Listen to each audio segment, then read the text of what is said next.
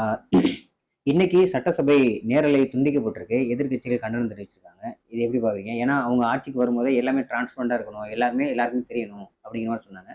ஆனா இன்னைக்கு கேள்வி நேரங்கள்ல வந்து சட்டசபை நேரலை துண்டிக்கப்பட்டிருக்கு. ஆமா, ராஜ்மோகன் அவர் கூட பிரஸ் அப்படி பயங்கரமா சொல்லியிருந்தாப்ல. ஆமா. இதுதான் முதல் தடவையா நாங்க சட்டசபையில பேசுறத ரொம்ப வெளிப்படைத்தன்மையா முழு நேரமும் ஒளிபரப்புறோம் சொல்லி வாயை மூடல. இங்க கட் பண்ணிட்டாங்க. ஆளுநர் உரை தகட்ட தகட்ட தூங்க தூங்க தூங்கி வழிய வழிய பக்கம் பக்கமா நடந்துச்சு. ஏன்னா எழுதி கொடுத்ததா அவரும் வாசிட்டு போறாரு. அப்புறம் விஜய் அவர்கள் பேசும்போது அவருக்கும் எழுதி கொடுத்தது அப்படியே வாசிட்டு போறதுனால காமா புல் ஸ்டாப் போடாம என்ன செஞ்சாங்க, போட்டாங்க.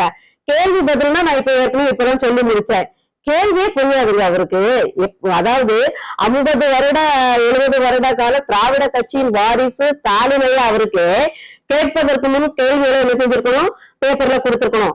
அதுல 4வது கேட்க வேண்டிய கேள்வியா 6வது கேள்வியா கேட்டா அவர் 4வது கேள்வி பதிலதான் சொல்லுவாரு. அப்பதான் அவருக்கு அவருடைய மூல பழக்கப்பட்டிருக்கு. அப்போ ஆண்டு பூண்ட கட்சிகளோட பரம்பரை வாரிசுகளுக்கே இந்த நிலைமைனா அரசியல் அறிவே அச்ச. ஏன்னா அவரு வாயால சொல்லியிருக்காரு எனக்கு அறிவு கிடையாதுன்னு. ஒரு 20 வருடங்களுக்கு முன்னாடி ரசிகை கேட்கிறா, உங்களுக்கு அரசியலுக்கு நீங்க எதிர்காலத்துல வருவீங்களாங்கும் போது எனக்கு அரசியல் அறிவு கிடையாது, வரவே மாட்டேன் அப்படின்னு அவரே ஒத்துக்கிட்டு இருக்காரு.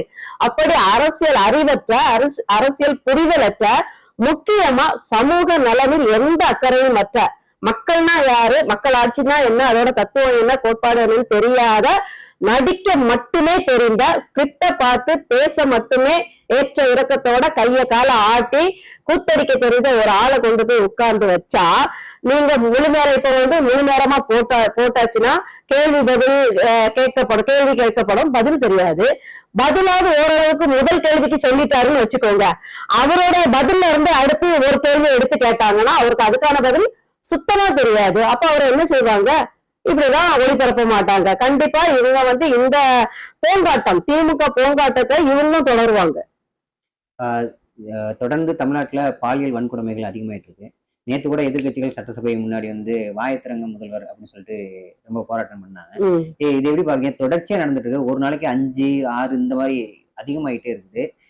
இதுல பத்தாவதுக்கு சிங்கப்பெண் காவல்படைங்கிற ஒண்ணு, சிங்கப்பெண் காவல்படையை காப்பாற்ற வேண்டிய கட்டாயத்துலதான் அவங்க இருக்காங்க. அதனால நம்ம என்ன சொல்றோம்னா, எப்படி திமுக அதிமுக ஆட்சி காலத்துல பொள்ளாச்சி சம்பவம், பாலியல் வன்கொடுமைகள், அந்த ஸ்ரீமதி சிறுமி மரண வழக்கு இதெல்லாம் பார்த்து நாம தூங்காம இருந்தோமோ அதோட பல மடங்கு தூங்காம தான் இந்த ஆட்சியிலும் இருக்க வேண்டியதா இருக்குது அப்படின்னு தான். இதை பார்க்கலாம் முடியாது, யோசிக்கும் போதே நமக்கு தூக்கம் கெட்டு போயிருது அப்படின்னு தான் சொல்லணும். இதுலயும் இந்த ராஜ்மோகன் அப்படிங்கிற அந்த அமைச்சர் அறிவாளி பிரஸ் மீட்ல கேட்கறாங்க, உங்க ஆட்சியில திமுகவோட அதிகமா 30 நாளைக்குள்ள இவ்வளவு பாலியல் வன்கொடுமைகள் நடந்திருக்கு அப்படின்னு கேட்டா ஞான சுனில் திமுக அமைச்சர் கீதா ஜீவன் மாதிரியே பதில் சொல்லி இருக்கு. எப்படின்னா பாலியல் வன்கொடுமைகள் நிறைய நடந்ததா நீங்க நினைச்சுக்க கூடாது, புகார்கள் அதிகப்படியா போறதுனால அவங்களுக்கு நிறைய கொடுமைகள் நடந்ததா தெரியுதுன்னு. இதேதான் 6 மாதங்களுக்கு கரெக்டா 6 மாதங்களுக்கு முன்னாடி திமுக அமைச்சர் கீதா ஜீவனும் சொன்னாங்க, புகார் அதிகமா போறதுனால உங்களுக்கு நிறைய குற்றங்கள் நடக்கிறதா தெரியுது, புகார்களை ஏற்கிறதே பெரிய விஷயமா நினைச்சு சந்தோஷப்படுங்க அப்படின்னாங்க. அதேதான் தாளும் சொல்றாங்க. நான் தான் சொல்லியிருக்கேன் ஏற்கனவே, தாவேகா மற்றுமோ திமுக தான். அது திமுகவை அப்படியே ஃபாலோ பண்ணி திமுகவுக்கு போட்டியா சுருட்டுறதுக்கும் பதுக்குறதுக்கும் தான் வந்திருக்கே தவிர மக்களை காப்பாற்றுறதுக்கோ பெண்கள் குழந்தைகளை பாதுகாக்கிறதுக்கு கிடையாது. அதோட அத்தனை திட்டமும் திமுக அதிமுகவின் காப்பி தான். நீங்க சிங்கப்பெண்ங்கிறது பிங்க் பேட்ரோல் தான். அடுத்தது இலவசங்கள்ங்கிறது அதிமுக திமுகவை ஃபாலோ பண்ணி அவர் கொடுக்கறது தான். திராவிடத்தோட இன்னொரு 2.0 வெர்ஷன் தான் இந்த தாவேகா. அதனால நீங்க இது இல்ல, இதுக்கு மேல பல கொடுமைகளை இன்னும் பார்க்க வேண்டியது இருக்கும். இதுக்கு உங்களுக்காக தானே நாங்க இதை செஞ்சோம்னு சொல்றாங்க. ஆனா அவங்க பதுக்குறது ஒதுக்குறது கணக்கெல்லாம் நம்ம கிட்ட சொல்ல போறது கிடையாது.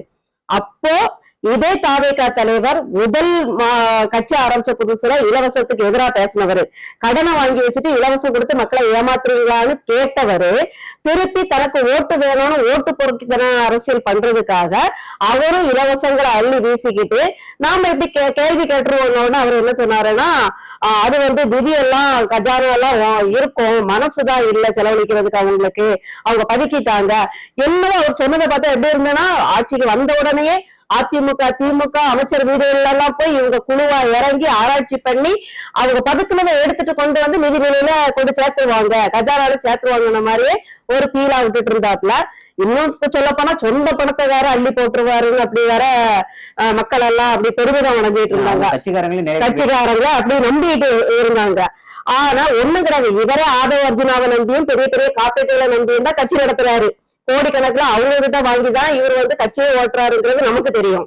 இப்படி இருக்கும்போது நிதிநிலை அறிக்கை ஒண்ணும் பெரிய ஷாக் எல்லாம் தரல.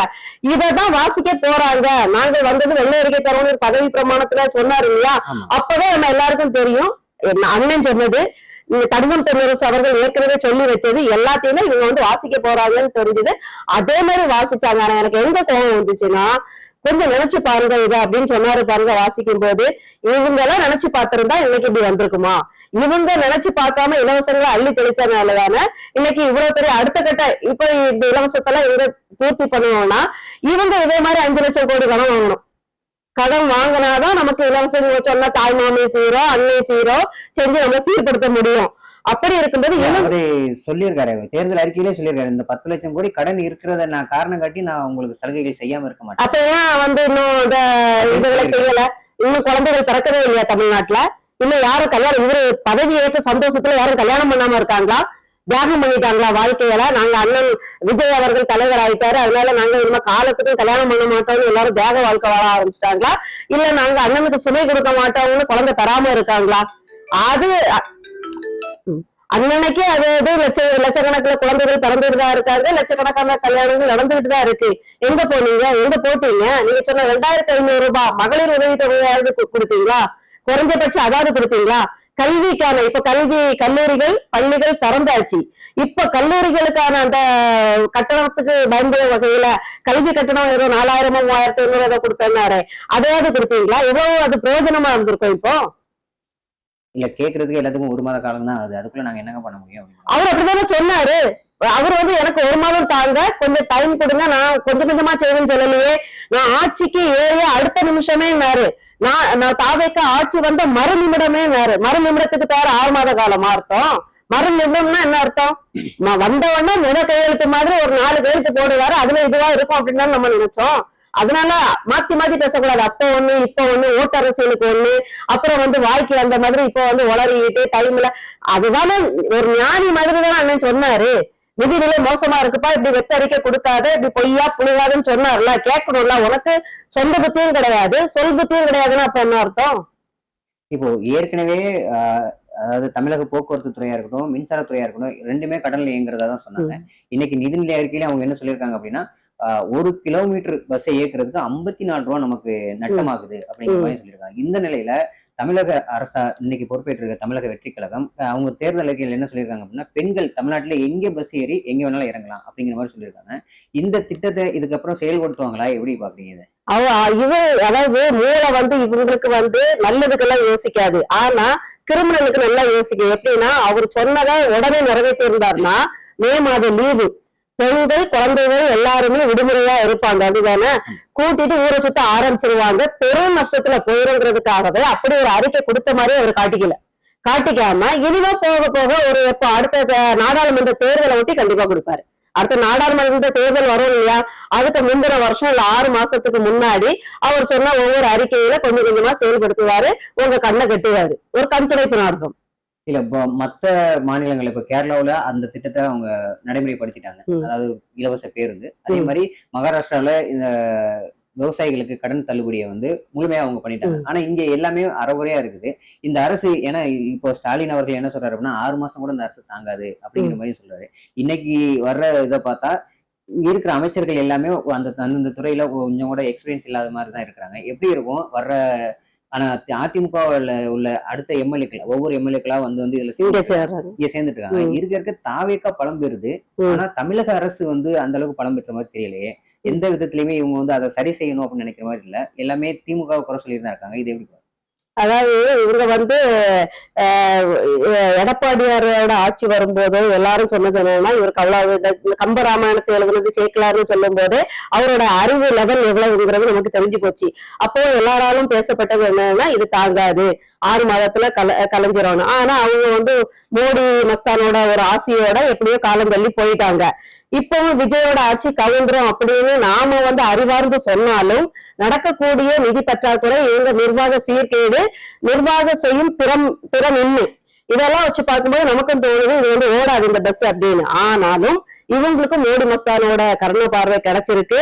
அவங்க கையை கட்டிட்டு வேடிக்கை பார்த்துட்டு நீ ஆடு ராஜான்னு சொல்றத பார்க்கும்போது எப்படி இவரை ஓட விட்டுருவாங்க, ஓட வச்சிருவாங்கன்னு தெரியுது. இன்னும் இதுக்கு மேல பாத்தீங்கன்னா இவங்களுக்கு ஓட்டு போட்ட 1 கோடி மக்கள் இருக்கு இல்லையா, அந்த தற்கொலைகள் வந்து என்ன செய்யணும்னா, நாங்க வந்து கல்யாணமே பண்ணிக்க மாட்டோம்னா நீ எதுக்கு சீட் வந்து கஷ்டப்படணும், கல்யாணம் பண்ணாம இருந்தாலும் இருக்கும், வேணா அடுத்த வீட்டுக்கு காம்பவுண்ட் ஏறி குதிச்சு பாலியல் வன்கொடுமை பண்ணோம், இல்ல ரோட்ல போறவங்கள கையை பிடிச்சு இழுக்கும், அப்படி தன்னோட ஆசையை தீர்த்துக்குமே தவிர முறைப்படி கல்யாணம் பண்ணாது. சரியா? அடுத்தது பாத்தீங்கன்னா வேண்டானா உங்களுக்காக நாங்க வந்து எங்களுக்கு மழலை செல்வங்கள் பெறுவதை கூட நாங்க தள்ளி போடுறோம்னு சொன்னாலும் ஆச்சரியப்படுவதற்கு இல்ல. அடுத்தது படிக்கக்கூடிய மாணவர்கள் நாங்க படிக்காம சும்மா கூட வீட்டுல உட்காந்துருக்கோம்டா, நீ எங்களுக்கு எதுவும் செய்ய வேண்டாம், உன்னை கஷ்டப்படுத்த மாட்டோம்னு அதுவும் சொல்லுவாப்புல.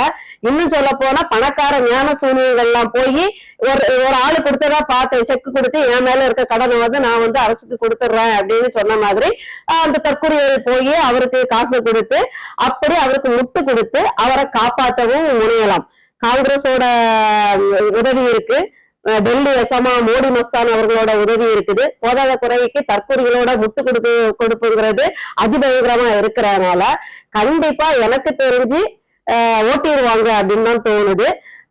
இன்னும் சொல்ல போனா இவங்க எல்லாம் வந்து மூளையை வந்து நல்லதுக்கு காட்டி வச்சுக்கிட்டு திமுக மாதிரியே மக்களை மழுங்கடிக்கிறதுக்கு, மக்களை முட்டாளாக்குறதுக்கு தங்களுடைய மூளையை அதிகமா பயன்படுத்துறாங்க. அதனால ஒப்பைத்திடுவாங்க. பொதுவா ஒரு குரல் என்ன வருது அப்படின்னா, இந்த அளவுக்கு கடன் வர்றதுக்கு காரணம் என்ன அப்படின்னா, தமிழ்நாட்டுல அதாவது தற்சார்பு பொருளாதாரத்துக்கு மாறவே இல்லை. அதிகமா அரசு நம்பி இருக்கிறது வந்து டாஸ்மாக் வருமானத்தையும், அதே நேரத்துல மக்கள் கட்டுற வரி, இது 2 மட்டும்தான் அரசுக்கு வருமானமா வருது. தற்சார்பு பொருளாதாரத்துக்கு நகரவே இல்லை, அதனாலதான் இவ்வளவு கடன் வர்றதுக்கு காரணம் அப்படிங்கிற மாதிரி சொல்றாங்க. சீமானவர்கள் தொடர்ந்து தற்சார்பு பொருளாதாரம் தான் சொல்லிட்டு வர்றாங்க. இதை எப்படி பாருங்க? ஏன்னா சீமானவர்களை மக்கள் ஆதரிக்கவே இல்லை, ஆனா ஆதரிக்காத ஒரு அரசு வந்து இருக்குது. இருந்தாலுமே இவங்க வந்து தற்சார்பு பொருளாதாரத்துக்கு மாறல, ஆனா தொடர்ந்து கடன் அதிகரிச்சுட்டே வருது. தற்சார்பு பொருளாதாரம் என்னன்னு ஃபர்ஸ்ட் இந்த தாவேக்கா அரசுக்கு தெரியணுமே. இப்ப நாடாளுமன்ற சட்டமன்ற சபையிலேயே கேள்வி பதில்ங்கிற அந்த செஷனே இருக்காதான். 3 நாள் தான் சட்டசபை நடக்க போகுதான். ஆனா அதுல கேள்வி பதில் செஷன் இருக்காதுன்னு ஒரு புரோட்டோகாலையே மாத்தி வைக்கிறாரு சபாநாயகர். ஏன்? அவங்களுக்கு பதில் தெரியாட்டி கூட பரவாயில்ல, பதில் தெரியாட்டி தப்பான பதிலாவது சொல்லுவாங்க, இவங்களுக்கு கேள்வியே புரியாது. அப்போ இப்படி இருக்கக்கூடிய இந்த ஆட்கள் எப்படி தற்சார்பு பொருளாதாரம்னா என்னன்னு விஜய் அவர்கள்ட்ட கேட்டு பாருங்க. ஒன்னும் தெரியாது, பொருளாதாரம்னா என்னன்னு தெரியாது, சார்பு நிலைனா என்னன்னு தெரியாது, சுயமா சம்பாதிக்கிறது எதுவுமே தெரியாது. அதனால தெரியாதவங்களுக்கு இது புரியவே புரியாது. இதே தாவேக்கா கூட்டம் அண்ணனுடைய தற்சார்பு பொருளாதாரத்தை கிண்டல் அடிச்சவங்க தானே. ஆடு மாடு மேய்க்க சொல்றாரு, அது எப்படி அரசு பணியாகும், நாங்க மாடு மேய்க்க போகணுமா, விவசாயத்துல என்ன பண்ணிட முடியும், கத்திரிக்காயும் வெண்டைக்காயும் வச்சுக்கிட்டு வித்துக்கிட்டா பழைக்க முடியும்னு கேட்டவங்க தானே. இவங்களுக்கு தற்சார்பு பொருளாதாரம்னா என்னன்னு புரிய போறதே இல்லை. ஒருவேளை தங்க நிலை நிறுத்திக்கிறதுக்காக அரசியல் ஆலோசகர் மாரிசாமியா, ஆரோக்கியசாமியா மாரிசாமியா இருக்காரு இல்லையா, அவரோட ஆலோசனையின் பேர்ல நம்முடைய ஆட்சி வரைவை அப்படியே காப்பி அடிச்சு செயல்படுத்த முனைஞ்சு கொஞ்சம் முயற்சி பண்ணி காட்டலாம். நல்லது செய்யணும்னு தோணும் போது நாம் தமிழர் ஆட்சி வரைவை கையில தூக்கிடுவாங்க. கெட்டதா பண்ணணும், ஊழல் பண்ணணும், தங்கள் கட்சியை வளர்த்துக்கணும், பணத்தை சுருட்டிக்கணும், என்ன சொல்றது, முதலீடுகளை ஈர்த்து தங்களுக்கு தனி மனித முதலீடுகளா மாத்திக்கணும் அப்படிங்கும் போது அப்படியே திமுகவை காப்பி அடிப்பாங்க. நன்றியா.